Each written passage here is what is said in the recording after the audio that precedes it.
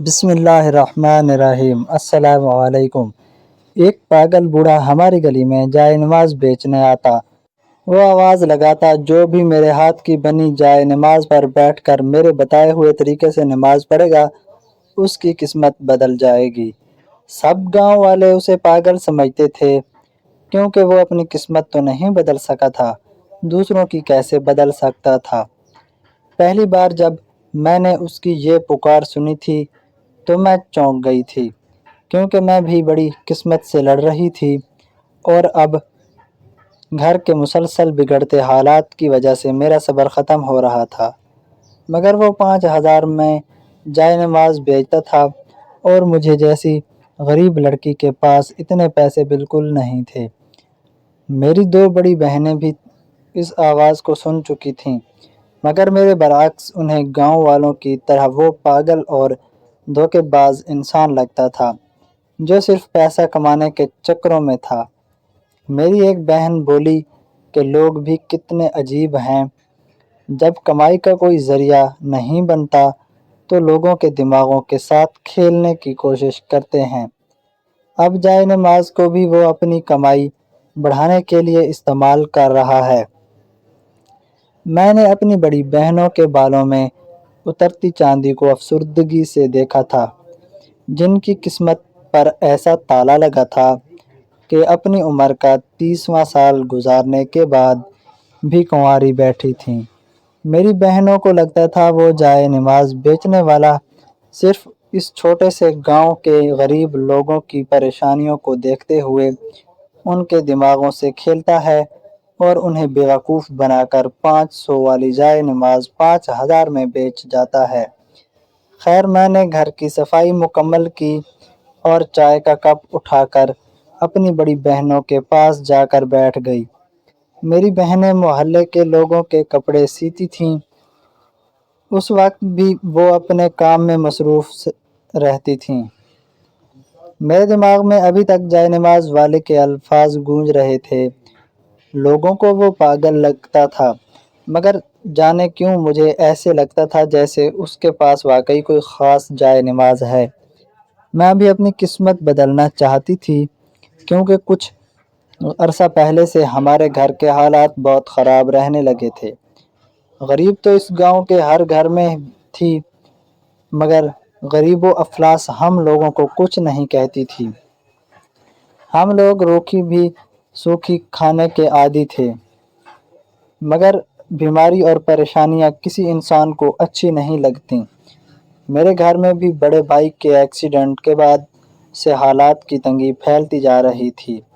بھائی کا رشتہ ایکسیڈنٹ ہونے کے بعد ٹانگوں کی معذوری کی وجہ سے ختم ہو گیا تھا اور بہنوں کی منگنیاں بھی ٹوٹ گئی تھیں۔ اس کے بعد کبھی ان کے لیے کوئی رشتہ نہیں آیا تھا۔ اب ماں دل کی مریض تھیں اور اس حال کو پہنچ چکی تھیں کہ ڈاکٹر نے ان کو کوئی بھی پریشانی دینے سے منع کیا تھا اور سختی سے تاکید کی تھی کہ اماں نے ٹینشن لی تو شاید اگلی بار دل کا دورہ جان لیوا ثابت ہوگا۔ میرے ابا کا انتقال بھی حادثے سے 2 سال پہلے ہو چکا تھا۔ گھر میں مسلسل آنے والی آفات نے ہم سب کو ہلا کر رکھ دیا تھا۔ اب بہنیں تھیں جو سلائی کڑھائی کر کے گھر کا خرچ چلا رہی تھیں اور میں بچوں کو ٹیوشن پڑھاتی تھی۔ گھر جیسے تیسے چل رہا تھا، مگر بہنوں کی شادی نہ ہونا اور بھائی کی تیزی سے بڑھتی بیماری نے مجھے مایوس میں دھکیل دیا تھا۔ ارد گرد کے لوگوں کا ماننا تھا کہ ہمارے گھر کو نظر لگ گئی ہے، کیونکہ ہم بہن بھائی بہت ذہین اور پیارے تھے۔ مجھے اس کی کالی نظر کا توڑ کرنا تھا تاکہ میرے گھر میں بھی خوشیاں پھیلیں، مگر قسمت کا دروازہ ہم پر جو بند ہوا تھا وہ دوبارہ نہیں کھل رہا تھا۔ میں سارا دن اسی سوچ میں مبتلا رہی کہ کیا وہ جائے نماز واقعی میں ہماری قسمت بدل دے گی۔ میرا دل مچل رہا تھا کہ میں اس بوڑھے انسان پر یقین کروں اور اس سے وہ جائے نماز خرید لوں، مگر یقیناً میرے گھر والے مجھے پاگل سمجھتے جو 5,000 کے بدلے اپنی قسمت بدلنے چلی تھی۔ اگلی صبح اسی مخصوص وقت پر ہی وہی جائے نماز بیچنے والا آیا اور ہمیشہ کی طرح اونچی آواز میں کہنے لگا کہ 5,000 میں جائے نماز لیں اور اپنی قسمت بدل لو۔ میں نے جھاڑو لگاتے ہوئے نظر اپنے خالی صحن پر ڈالی۔ میری ایک بہن اندر کچھ میں دوپہر کا کھانا بنا رہی تھی اور دوسری کسی کی سلائی کیے ہوئے کپڑے دینے گئی تھی۔ گرمیوں کے دن تھے، اس لیے اماں اور بھائی اندر کمروں میں سو رہے تھے۔ میں نے موقع غنیمت جان کر جلدی سے دروازہ کھولا اور جائے نماز بیچنے والے کو پکار کر روکا۔ میرا دل اس حرکت سے بری طرح دھڑک رہا تھا۔ مجھے لگا میں اچھی قسمت کے دروازے کو کھولنے والی چابی خریدنے والی ہوں۔ میں نے اس بوڑھے انسان سے سوال کیا کہ کیا واقعی اس کے ہاتھ کی بنی ہوئی جائے نماز میری قسمت بدل دے گی؟ آخر اس نے ایسا کیا خاص ہے؟ میرے سوالات پر وہ دروازے کے پاس آیا اور بہت یقین سے بولا، بیٹی یہ خرید کر خود آزما لو، اگر قسمت نہ بدلی تو بے شک مجھے جائے نماز واپس کر دینا اور اپنے پیسے لے لینا۔ میں اس بات پر چونک گئی تھی۔ ویسے تو ہم دونوں ہی جانتے تھے کہ ایک بار جائے نماز خرید لینے کے بعد وہ دوبارہ یہاں آنے والا نہیں تھا اور نہ ہی میں اس سے اپنے پیسے واپس لے سکتی تھی، مگر پھر بھی مجھے اس کی بات پر یقین ہو رہا تھا۔ میں نے اسے کہا میں خریدنا چاہتی ہوں، مگر وہ مہنگے داموں میں جائے نماز بیچ رہا ہے۔ میری بات پر مسکرا کر پراسرار سے لہجے میں بولا کہ بیٹی اپنی پوری قسمت بدلنے کا سودا کر رہی ہو، عمر بھر کی آسانی خریدنے کے لیے یہ چند ہزار بہت چھوٹی سی رقم ہے۔ میں اس کی بات پر سوچ میں مبتلا ہو گئی۔ وہ بھی ٹھیک کہہ رہا تھا۔ میں اپنے گھر کے حالات واقف تھی۔ اگر ان 5,000 میں میرے گھر کے حالات بدل جاتے اور میری بہنوں کی شادیاں ہو جاتیں تو اس میں کیا برائی تھی؟ میں نے اس بوڑھے کو روکا اور خود اپنے کمرے میں پہنچ گئی۔ میں نے اپنے پرانے صندوقچے میں کچھ سال سے اب تک بچوں کو پڑھائی جانے والی ٹیوشن کے پیسے جمع کر رکھے تھے۔ جتنی کم فیس یہاں کے لوگ دیتے تھے، مجھے امید تھی اتنا عرصہ بچوں کا ڈھیر پڑھا کر میرے پاس بس اتنے ہی کچھ پیسے ہوئے کہ میں جائے نماز خرید لوں۔ میں نے وہ رقم نکال کر گنتی کی تو وہ 5,000 سے چند سو اوپر ہی تھے۔ میں نے یہ رقم اپنے بھائی کے آپریشن کے لیے جمع کی تھی۔ مجھے یاد تھا جب اسے حادثے کے بعد ہسپتال لے کر گئے تھے تو ابتدائی علاج کے بعد ایک ڈاکٹر نے یہی کہا تھا کہ اگر ہم اس کی ٹانگوں کا ایک اور آپریشن کروائیں تو کچھ ماہ فزیو تھراپی کے بعد میرا بھائی پھر سے چلنے کے قابل ہو جائے گا۔ میں تب سے پیسے جمع کر رہی تھی اور آج ان روپوں کو اٹھا کر جاتے ہوئے میرا دل بار بار مجھے روک رہا تھا۔ میں نے اپنی جمع پونجی جا کر اس بوڑھے کو پکڑا دی، ایک عام سے کپڑے کی بنی جائے نماز خرید لی۔ اس کے بعد وہ بوڑھا اچانک ایک ایسی بات کہہ گیا جو مجھے ساکت کر گئی تھی۔ مجھے تو لگا اس کی صدا کی طرح بس جائے نماز لے لینے سے ہی قسمت بدل جائے گی، مگر وہ تو کچھ اور ہی کہہ رہا تھا۔ وہ اپنی بات کہہ کر چلا گیا اور میں اپنی بہن کی پکار پر جلدی سے واپس جائے نماز دوپٹے میں چھپاتی اپنے کمرے میں آ گئی۔ میرے دماغ میں اس بوڑھے کے الفاظ گونج رہے تھے، میں اپنا پیسہ لگا کر اب پریشان ہو رہی تھی، کیونکہ وہ خاص طور پر بول کر گیا تھا کہ اگر میں نے اس کے بتائے خاص طریقے سے نماز نہ پڑھی تو میری قسمت کبھی اچھی نہیں ہوگی۔ اس بوڑھے کی ہدایت پر میرا یقین ڈگمگانے لگا تھا۔ میں اپنی اسی پرانی صندوق میں وہ جائے نماز رکھ کر کچن میں چلی گئی اور اپنی بہن کے ساتھ کام کروانے لگی، مگر میرا دماغ اس طرف ہی تھا۔ میں جلد از جلد اس جائے نماز پر بیٹھ کر نماز پڑھنا چاہتی تھی کہ اس میں ایسا کیا خاص تھا۔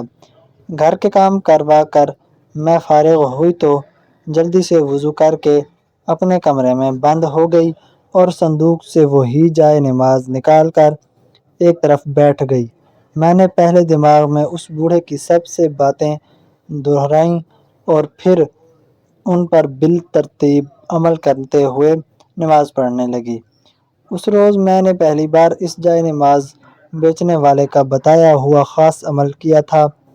میں ابھی وہ عمل کر رہی تھی کہ باہر سے میری بہن کے چیخنے کی آوازیں آنے لگیں۔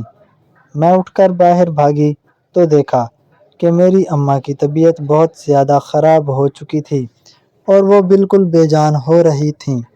میرا دل خوف سے بند ہونے لگا تھا۔ یہ سب کیا ہو رہا تھا؟ میں تو اس بوڑھے کے بتائے ہوئے عمل کے مطابق ہی نماز پڑھ رہی تھی، پھر کیسے میری ماں اس حال کو پہنچ گئی؟ یہ کیسا قسمت کا بدلاؤ تھا جو میری رونگٹے ہی کھڑے کر گیا تھا۔ میں اماں کو دیکھ کر بری طرح رونے لگی تھی۔ تب تک میری دوسری بہن بھی گھر آ چکی تھی۔ میری بہنوں نے مل کر اماں کو سنبھالا اور مجھے محلے کے ایک گھر میں بھیجا جہاں رکشہ چلانے والا رہتا تھا۔ میں بھاگ کر رکشہ والے کو بلا لائی۔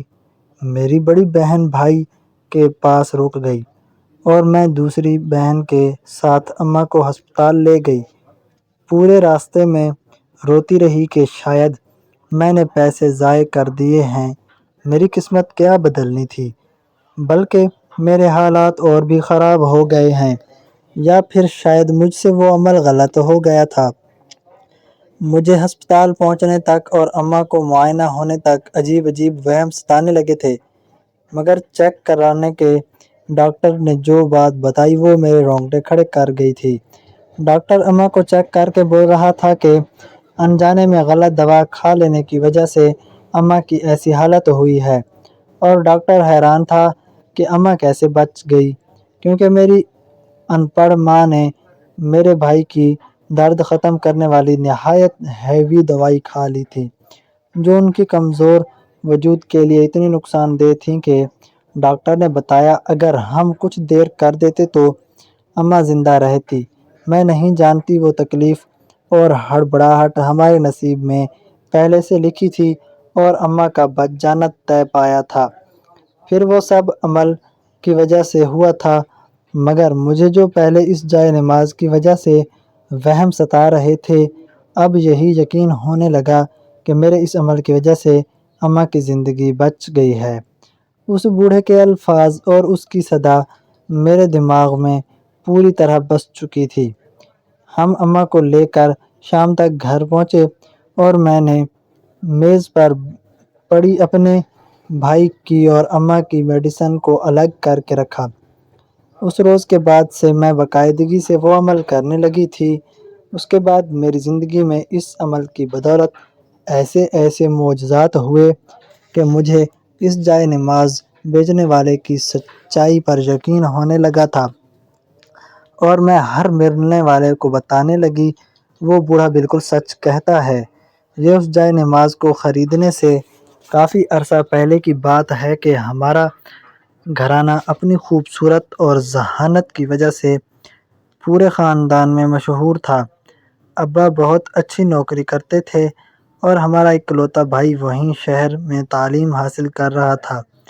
ابا کو بھائی کی ذہانت اور اچھی تعلیم کی وجہ سے پوری امید تھی کہ ابا کی فیکٹری میں ہی بھائی کو ابا سے کہیں زیادہ اچھی نوکری مل جائے گی، اور اس بات کا اندازہ خاندان والوں کو بھی تھا۔ اس لیے بھائی کی تعلیم کے دوران ہی اس لیے کے لیے رشتوں کی لائنیں لگ گئی تھیں، مگر میری اماں پہلے بڑی بہنوں کی شادی کرنا چاہتی تھیں۔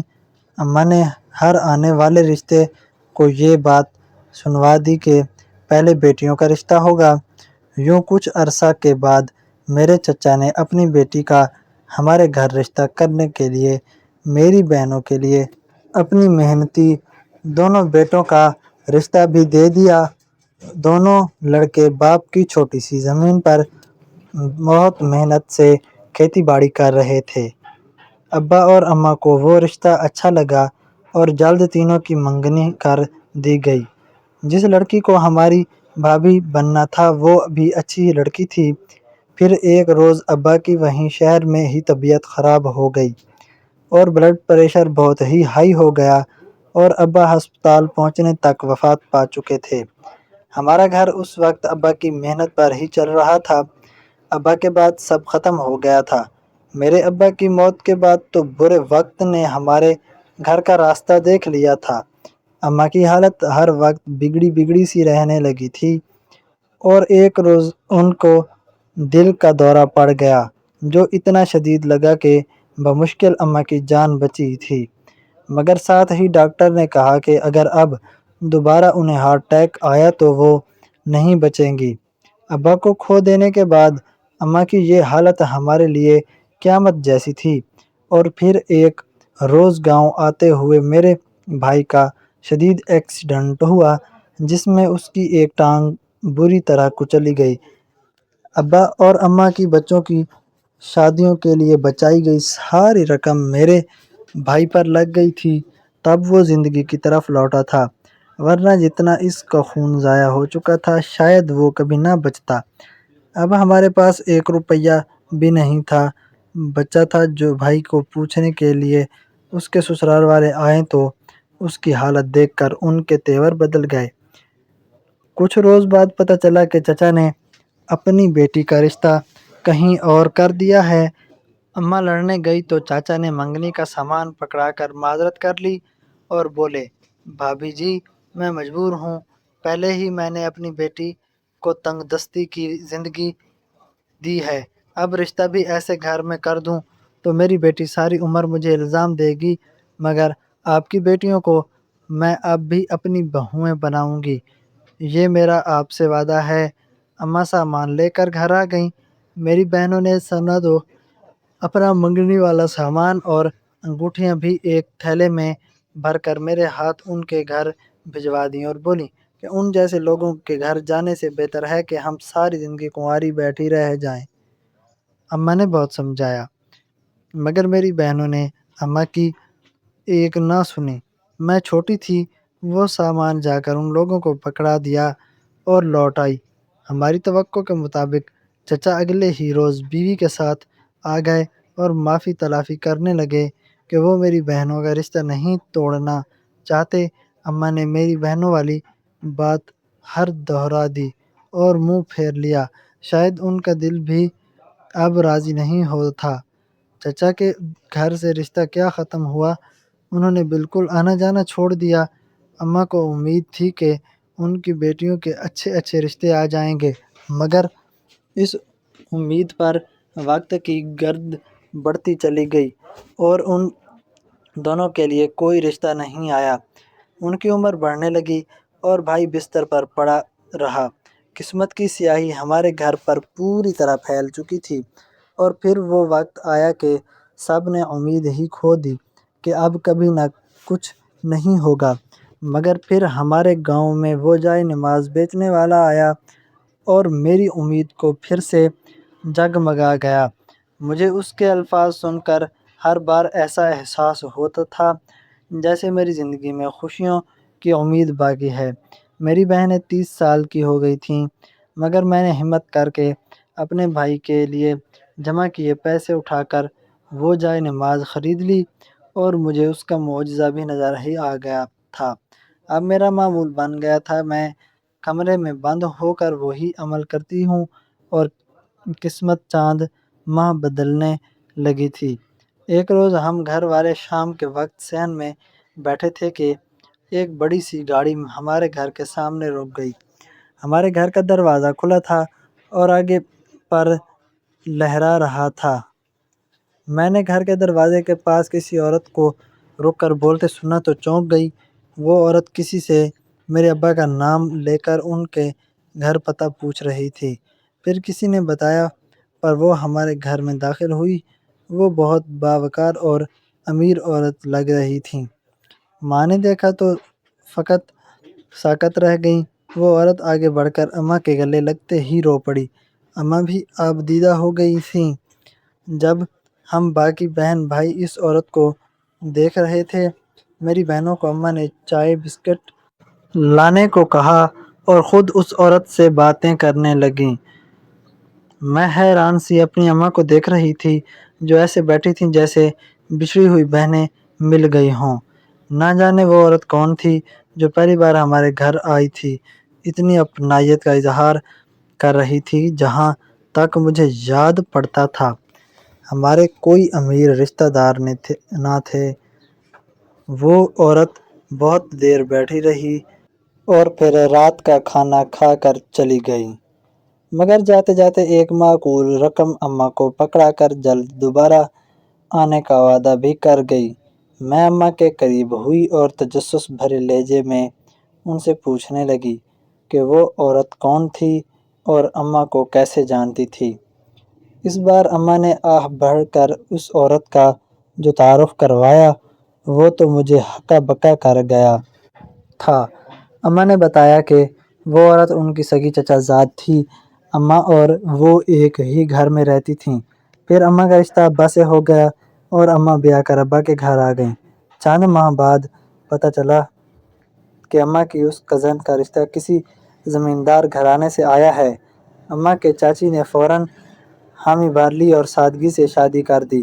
وہ لوگ بارات والے دن دولہا کو رخصتی کے لیے نہیں لائے تھے اور سب کو کہہ دیا کہ وہ بیمار ہو گیا ہے، مگر سب کے ہوش تو تب اڑے جب اگلے روز پتہ چلا کہ خالہ کا شوہر نابینا ہے۔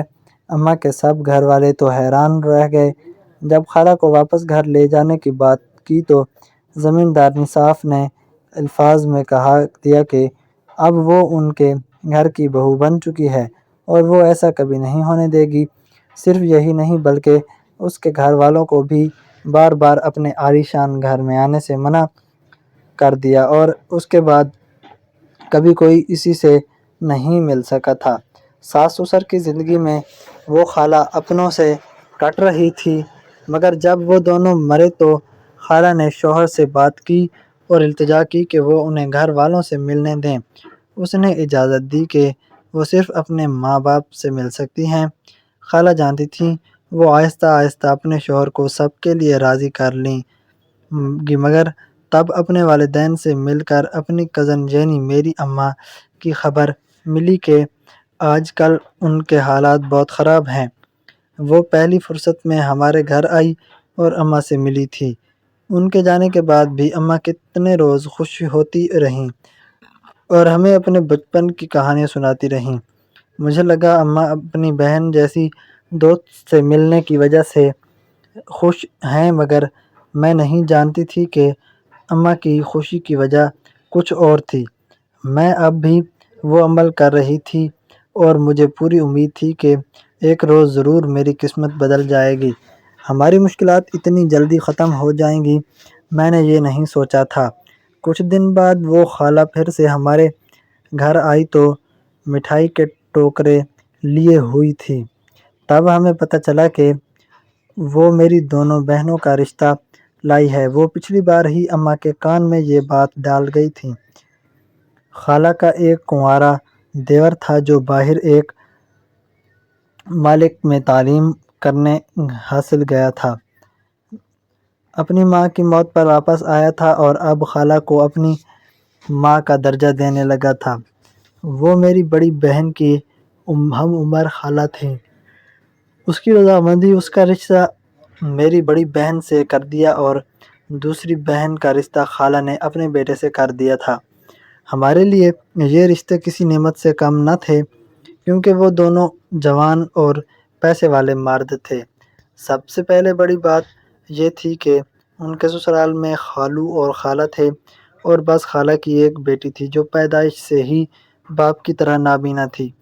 اس کے علاوہ اس عالی شان گھر میں کوئی ایسا نہیں رہا تھا جو میری بہنوں کی زندگی میں مشکلات پیدا کرتا۔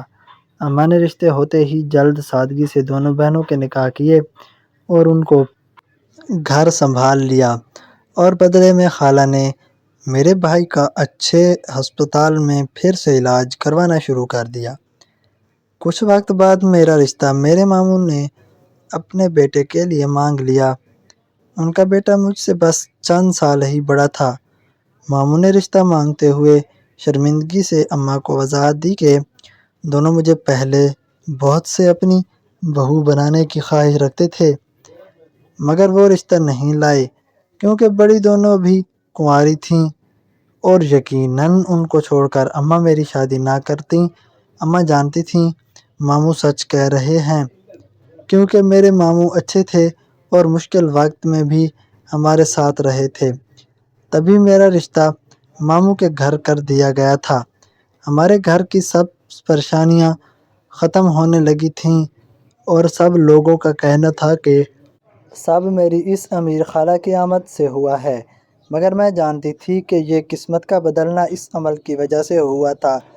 میں نے یہ بات سب سے کہی تھی کہ وہ جائے نماز بیچنے والا جھوٹا نہیں تھا، اس کی بات سچ تھی اور اسی وجہ سے میری قسمت بدل گئی ہے۔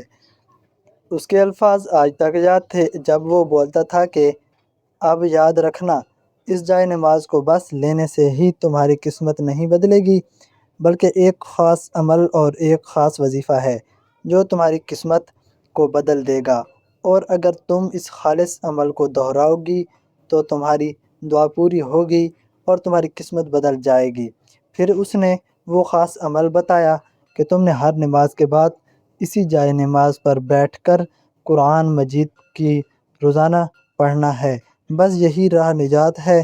قرآن مجید ایک لفظ کو دل سے پڑھنا اور دل سے یہ بات قبول کرنا کہ اللہ نے جو اس میں کہا ہے وہ حق ہے، اور پھر ہر صبح فجر کے وقت اٹھ کر سورۃ یاسین کی تلاوت کرنا اور اس کے بعد دل سے دعا کرنا، پھر دیکھنا تمہاری ہر دعا قبول ہوگی، کیونکہ حضرت علی رضی اللہ تعالی عنہ کا قول ہے کہ دن کے پہلے حصے میں سورہ یاسین پڑھ کر جو دعا مانگی جائے وہ اللہ قبول کرتا ہے۔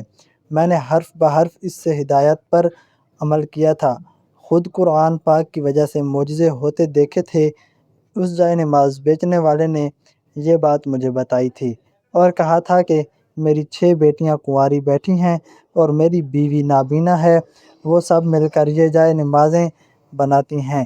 آج مجھے اس 5000 کا کوئی دکھ نہیں ہو رہا تھا، اس نے تو میری قسمت بدل دی تھی۔ میری شادی ماموں کے گھر ہو گئی اور میرا بھائی آپریشن اور تھراپی سے کچھ ماہ میں بہت اچھا ہو گیا۔ اس نے ابا کی جگہ ملازمت کی درخواست دی جو قبول کر لی گئی۔ اب کچھ عرصہ بعد میرے بھائی کی شادی خالہ کی نابینا بیٹی کے ساتھ ہے، اور یہ میرے بھائی کی خواہش پر ہوا ہے۔ کسی انسان کا عیب اس کی اپنی خطا نہیں ہوتا، اس لیے وہ ایک نابینا لڑکی کو اپنی بیوی بنا کر لوگوں کو بتانا چاہتا تھا کہ رشتے خلوص سے بنائے جاتے ہیں، ورنہ مشکل تو اللہ تعالیٰ شادی کے بعد بھی دے سکتا ہے۔ اللہ تعالیٰ سب مسلمانوں کو 5 وقت کی نماز اور قرآن پڑھنے کی توفیق عطا فرمائے۔ ناظرین، مزید اس طرح کی سبق آموز کہانیاں اور واقعات سننے کے لیے ہماری ویڈیو کو لائک کریں، شیئر کریں، اور اگر آپ نے ابھی تک ہمارے چینل کو سبسکرائب نہیں کیا تو پلیز چینل کو سبسکرائب کریں۔ شکریہ، اللہ حافظ۔